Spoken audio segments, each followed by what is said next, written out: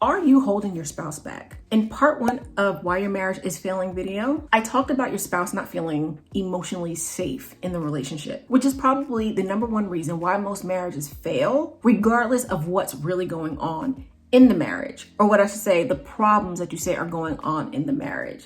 I asked the question in the beginning of the video because it might not be your spouse, but it might be you. What's good, my wonderful people? You know the name. Welcome back to the channel. Tasha here. I hope that you guys are enjoying your holidays and also Happy New Year. The other day, I was watching a video with Anderson .Paak. I hope that's how you say his name. And he was talking about why their relationship ended.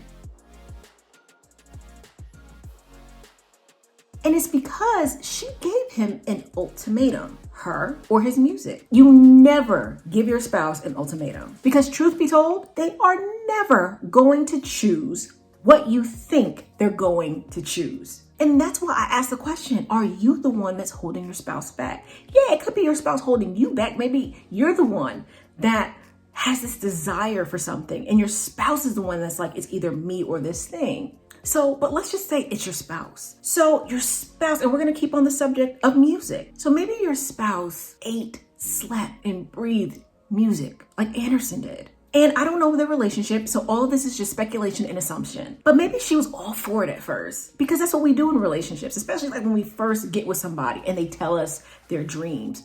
We're probably more excited about their dream than they are. So you get all excited and you're just like, oh my God, I can't wait for you to be this big act. And again, I'm assuming here that they probably sat and she listened to his songs, told him how good they were and how excited she was for him. They probably talked about his future in music and in the music industry. And they probably talked about their future and how one day they would live when he gets a record deal and he becomes big. But then probably years passed.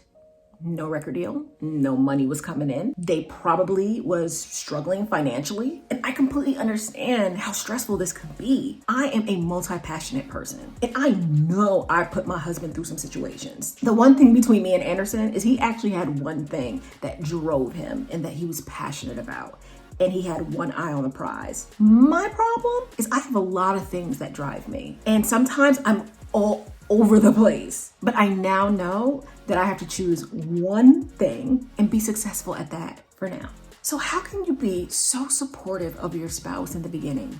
So happy for them, so optimistic about their dreams. And then after the marriage, you make them choose. You make them choose you or the thing that gives them life. If there is something that really lights your spouse up, why can't you be supportive of that? What is so hard about being supportive? Okay, you may argue, well, it's not bringing in no money. And maybe to you, it feels like they're just playing around. But why don't you ask them about this thing?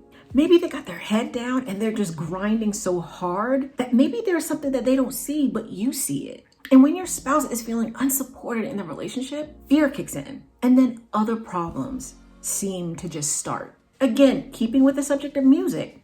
Now, if your partner is just listening to music, not in the studio, not writing songs, just not looking like they're going in that direction of trying to get a record deal, trying to maybe produce their own album. And if it was me, I'm going to ask them, hey, is this a hobby or are you serious about this? I'm going to be on them because I want them to succeed. And my husband pushes me like that.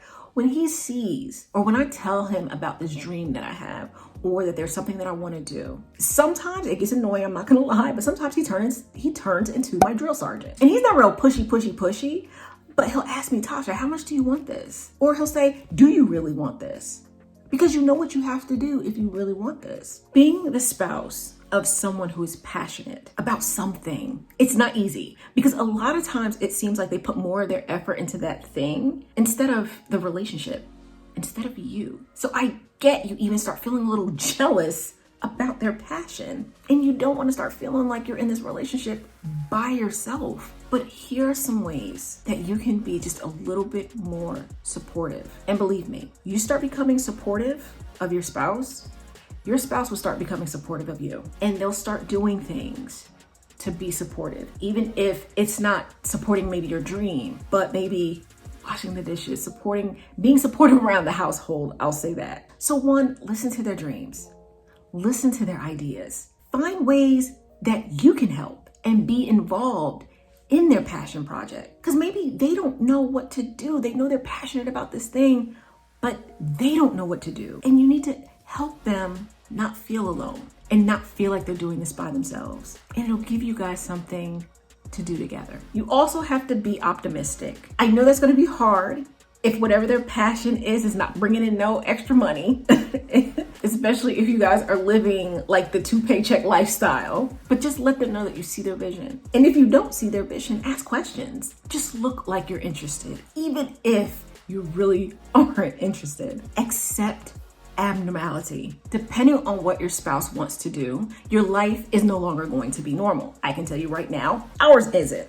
I know it's probably weird to my husband and my daughter when I go into my office, close the door, and I'm filming videos. Sometimes when we have conversations, it is about YouTube. Our life is not normal anymore. So abnormal is our new normal. Try your best to avoid comparisons. Don't tell them so-and-so had 5 Grammys by the time that they were your age, or that so-and-so works a lot harder than you do, because they're already doing that to themselves. They're already comparing themselves to somebody else, to somebody that started when they started or before they started. Just support them and let them know their journey is going to look different than everybody else's. It's not about getting something, but you want to be there when your spouse has nothing, because when they become successful, baby, you become successful and you want to live that life with them. And then if they choose to leave, take half. Just kidding. Or am I? So I hope you guys enjoyed this video. Thank you guys so much for watching. I hope you guys are enjoying your new year so far. Don't forget to hit that like and hit that subscribe button if you enjoyed this content. And remember, love yourself, adore yourself, and as always, be yourself. Thank you, and I hope I get to see you guys in the next video.